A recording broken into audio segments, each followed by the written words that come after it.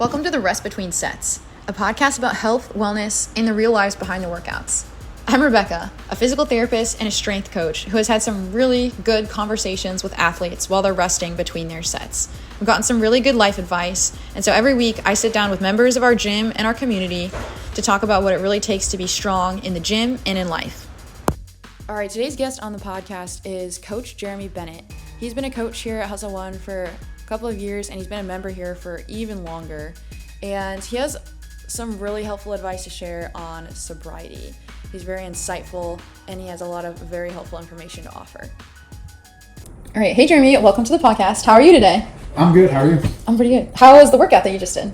I went with Jay, so you already know how that goes, where I just have to hope for the best. Yeah, well, you guys finished the workout, so that's what's important. That is what's important. No time caps. Yeah. Well, thanks for coming on the show today. I wanted to just ask you a little bit more about your fitness journey, what brought you into coaching, what brought you to start working out, and just talk a little bit more about your journey. Sure.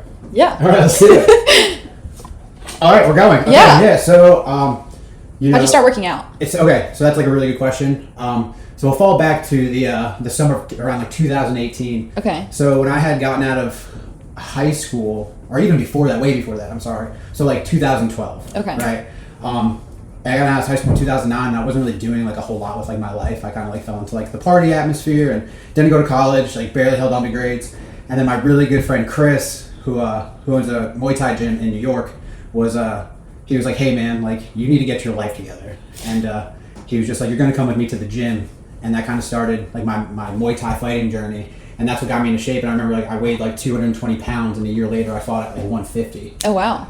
So throughout the time, I kept up with the Muay Thai journey and kept doing that. And I would say about 5 years ago, or even longer, probably 6 or 7 years ago, I met a guy named Jeremy Wolf, and I remember seeing him at a gym, and he did this crazy box jump. And I was like, man, I want to do that. So I went up to him and I was like, "Hey man, what's your name?" And he was like, "I'm Jeremy." And I was like, "I'm Jeremy."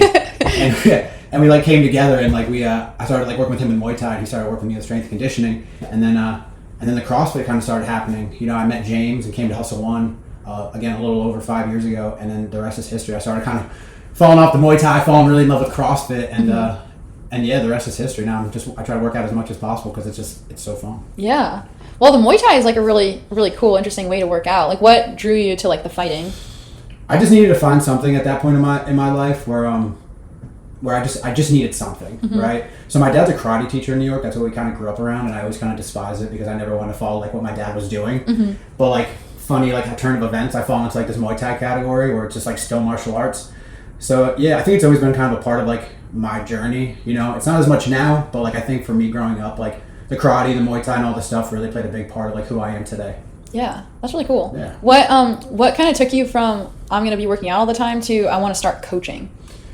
Well, I'm not. So I coached Muay Thai for a long time, and then I've always been able to I feel I've always been able to talk to people. Something that I've always been able to pick up on people's different characters and stuff like that. So I've always had a passion in a sense of I'm not going to say I'm some crazy leader, but a partial leadership in a sense. So I don't mind coaching. I like it. I on Sundays I get to also program. So it allows me to put something up on the board that I thought about, lead people through it, and then I get to see if it kind of was a good workout or not. I'm all right, maybe we don't program that next time. Yeah, I'm sure you get some mixed reviews sometimes after Sundays, but they're mixed. But hey, people keep showing up. So okay, dude. It's one of our busiest classes. I'll take it. So, well, and then you also started. You want to talk about Athletes Anonymous a little bit? We also started that at the beginning of the year. Yeah, I started Athletes Anonymous. So I remember 2 years ago, I've been working on the sober journey for a little over 2 years, almost 3 years. I remember we joked around about it, me, James. I even think you were just we coming up with different names about this idea of a workout for people in recovery. But I never took it seriously. And, this past time that I got sober, I'm only 9 months in, but this past time I got sober, I was me and James and we talked about it, and we're yo, let's do this. It's something that's great. It helps me accountable. And then, my biggest thing is I'm how can I help people in our community find something? That's the biggest thing when it comes to for me personally, alcoholics and addicts is we get sober, and then we got to kind of figure out what we like, right? We go to meetings, we work with other people in the fellowship, but we still need to have hobbies. Yeah. So I was if I can essentially give a little something of what I love to do out to the community, maybe and it doesn't even have to be, they could be I really don't like CrossFit, but I really like just working out. Maybe they can find yoga or paddleboarding or boxing or any kind of sport or any kind of fitness. Yeah. Well, can you talk a little bit more about how working out has helped you with your sober journey? Yeah, dude. I mean, a lot of physical activity. It's a spiritual journey. It's an emotional journey, and you need like the physical aspect too. And for me, the physical aspect plays so much, and it's not just so much about like working out; it's the community, right? I mean, there's nothing like when you go after like a WOD and you're just like dying on the floor after with somebody, right? Yeah. Mentally, it just helps me with my headspace, right? If you're having a bad day, a lot of my drinking came from like kind of the chaos that stirred up in my mind, and when I come in here and you don't have to think about things, right? You come in here, you get a good workout in. Nobody's ever really like in a bad mood. Maybe when you start, you're in a bad mood, but when you're done, you're not in a bad mood. Yeah. So I mean, it keeps I don't want to say it keeps me sober because there's a lot of things that keep me sober, but it's a huge part of my journey. Yeah, that's awesome. Yeah, dude. Can you talk a little bit more about like your journey with sobriety and like kind of how that all began? Yeah, absolutely. Because I think that's something a lot of people will relate to. Yeah, so I've had some struggles with drinking for a long time. I struggle with like acceptance. I want people to accept me. I have this like obsession where I kind of want to be like normal people. So I have this idea that like I can get away with having like 1 or 2 drinks, but in reality it'll be like 1 or 2 one day, then like a 5-day drinking bender the next. And I came up throughout my entire life drinking. And at first, I think with a lot of us it starts with just like having a good time, and it becomes like a coping mechanism. And I would say my addiction got really bad during COVID. I was working crazy hours, we were laying people off, you'd get off of work, you would just like drink, everything was closed, and like that became just my everything, right? Everything reopens, and I still have the same habits as when everything was closed down, right? I'm coming in and I'm working out. I'm ideally people are seeing me as like, oh, he's working out. He looks like he's fine, but in reality, behind closed doors, I'm just like kind of drinking myself into oblivion and not taking care of the things I need to take care of. I've ruined a lot of relationships and some friendships and stuff like that. But this journey right now that I'm on is the best journey I've been on with myself, with God. It's very much like a spiritual journey for me now. So I'm very blessed. That's awesome. Yeah. What are kind of some of the things that helped you come out of, or like start thinking about being sober and like start embarking on those different journeys? So I'm trying to like think of that question. Maybe it's a hard question. Yeah, it's a tough one. Yeah. Like what brings you to say like, okay, I need to stop drinking now and start, Yeah, well, I mean, I'm really good at like getting really close to like burning my life to the ground and then getting it back. Like I would go on like 3 or 4 day drinking benders, and then I'd like step back and be like, whoa, that was a close one. Again, like I said before, like I was starting to ruin relationships with people. I was starting to like almost lose my job. And for me, I'll start to like lose things, right? And then I'm like, oh my God, like I need to get those things back as soon as possible. And then the last time that it got really bad, it became just uncontrollable, where I just had no control over everything. I ended up going to a recovery center for 30 days because I was like, okay, like everything that I'm doing in my life right now is not working. And because I'm trying, I love control, right? That's the thing, I'm a character of control, and I want to control everything in my life. And when it comes to like, my drinking and stuff like that, I have no control over it. I think I do. My alcoholism tells me that I can drink, and I can't. Yeah, I gotcha. So one of the things that kind of surprised me about like, learning more about like the rehab process and stuff like that was the fact that there's like meetings all the time. So like, are there meetings every day? Like how often do you go to meetings, and like what do you guys do in your meetings? Oh, for sure. So I have a meeting guide app. So there's meetings that's all cool. over Charleston, right? So West Ashley, North Charleston, Mount Pleasant, everywhere.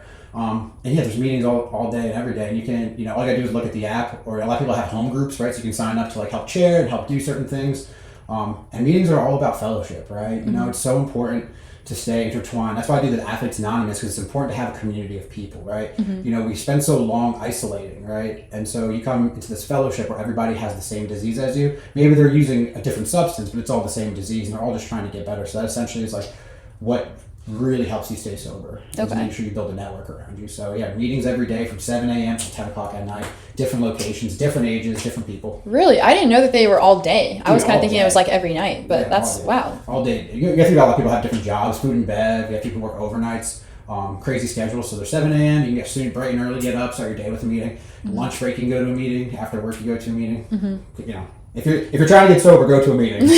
Yeah. So is Athletes Anonymous on the app now? No, Athletes Anonymous is not on the app. It's more or less just like a word to mouth. So I'll go to a meeting. I have a couple meetings I go to every week that if I'm not like chairing a meeting, like I'll go back to my rehab and I'll chair, or go like somewhere else and I'll help out. I have like a couple meetings I go to each week, and I just announce it. I'm pretty sure they're getting annoyed about it, but I'm gonna keep doing it. I don't care. Well, that's that's our philosophy here, is just annoy people with information until all gas, no breaks, in everything. There you go. Shout out James. Shout out James.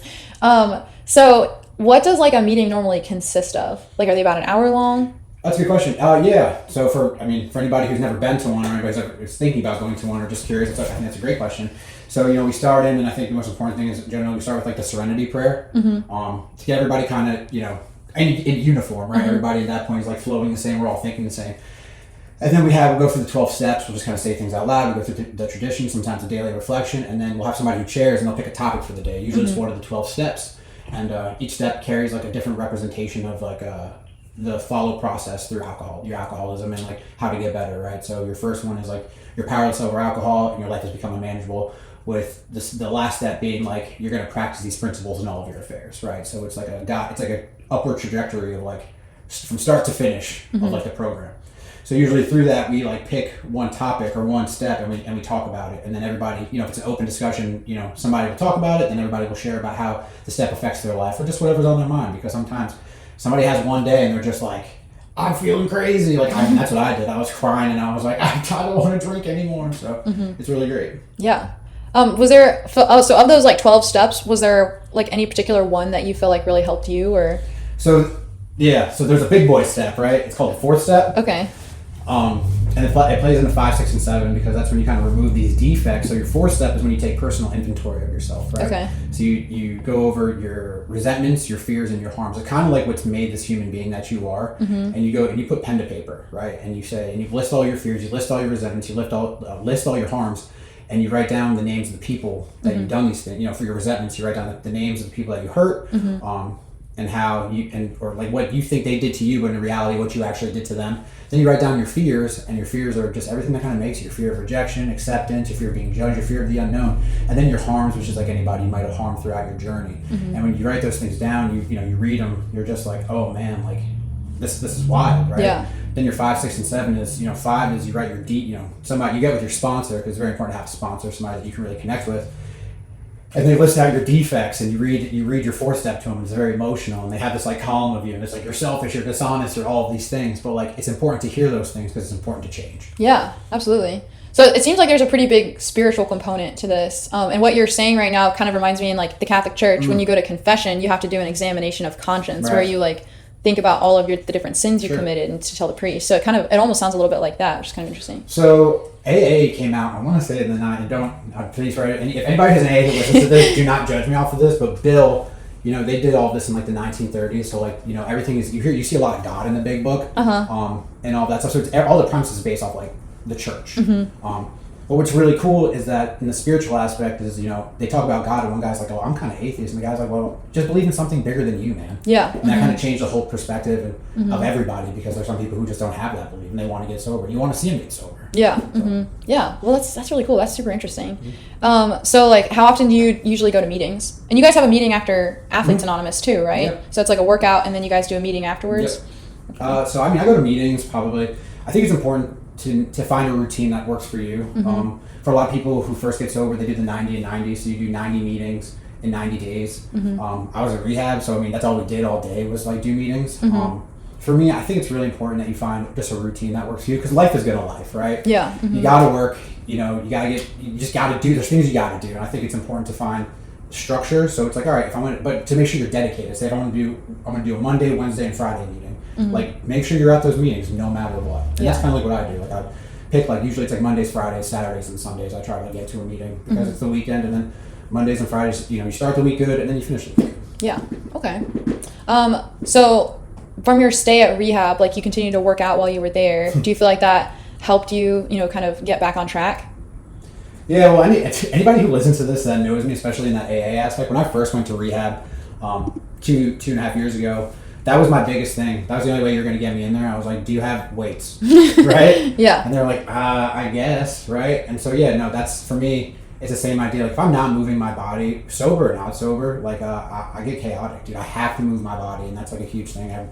Every day, pretty much, when I was at the Palms, shout out to Palms.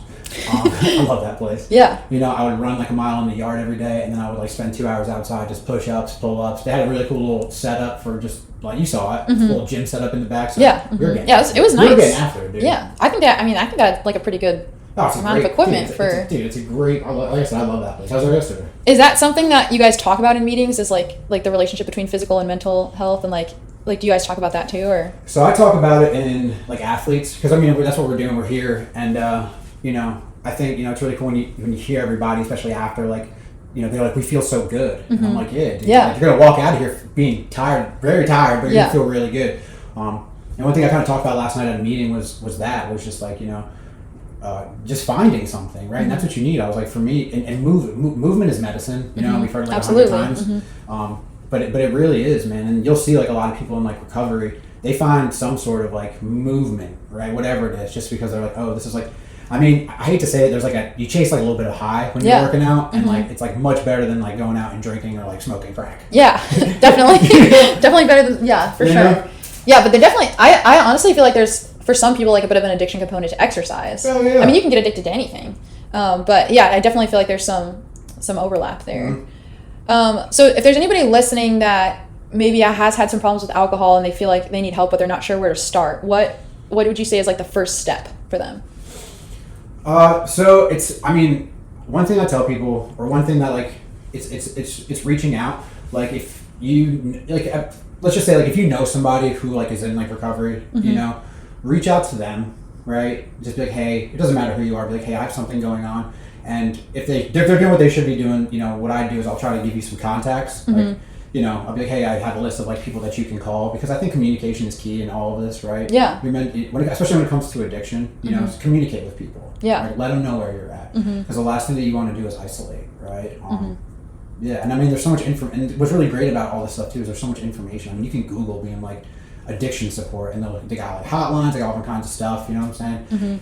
If you're listening to this, you have any issues, let me know, dude. We'll get you in contact with some people, make sure you're right. Yeah, absolutely.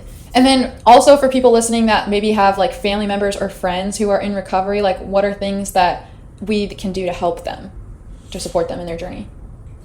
I mean, it's everything. I mean, it's essentially it's like listening, right, dude? It's a lot of that. It's a lot of just it's just being supportive in any way you can. It's about just being understanding. Like, I'm very blessed that, like, in that aspect, I have a great girlfriend who's very supportive of like my journey, right? And like the one thing that she's very patient, right? Because she knows that, like, I have to go to meetings. There's certain things that I have to do to make sure I keep my sobriety above everything else. So like, there's gonna be times when I can't do certain things because I'm like, I have to go to a meeting, and she's like, no, I told her. She's like, I'd rather you go to a meeting than like, do anything else, So just by being supportive, listening.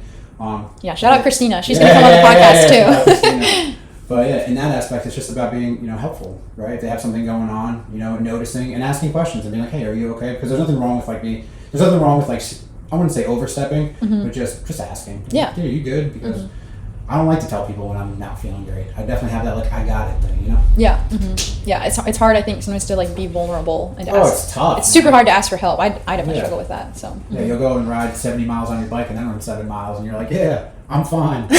And we all know it's not. Well, I'm just kidding. We've all got our blessings and curses. So, well, is there anything else that you want to share about like your journey, about exercise, about sobriety, anything like that? Biggest thing, good days, bad, with sobriety and stuff like that. If you're listening and you are struggling, like, please reach out to somebody. It doesn't have to be me, it can be anybody. I think it's really important. You're gonna have your good days, you're gonna have your bad days in sobriety. And it's all about how you handle it. This is a forward-moving program. This is a spiritual program. These are things that, like, we live in moments, right? And like the same way you're feeling today is not gonna be the same way that you're feeling tomorrow. So just embrace everything, man. I don't know. That's how I gotta think of that sobriety, dude. Yeah. That's it. That was awesome, Jeremy. Thank you so much for coming on and sharing all that. I think that's gonna help a lot of people. Heck yeah. Thanks so much for listening to the Rest Between Sets, and thank you so much, Jeremy, for that amazing episode. Our guest next week is going to be Ashley, and we are going to be talking about anxiety in the gym and in life.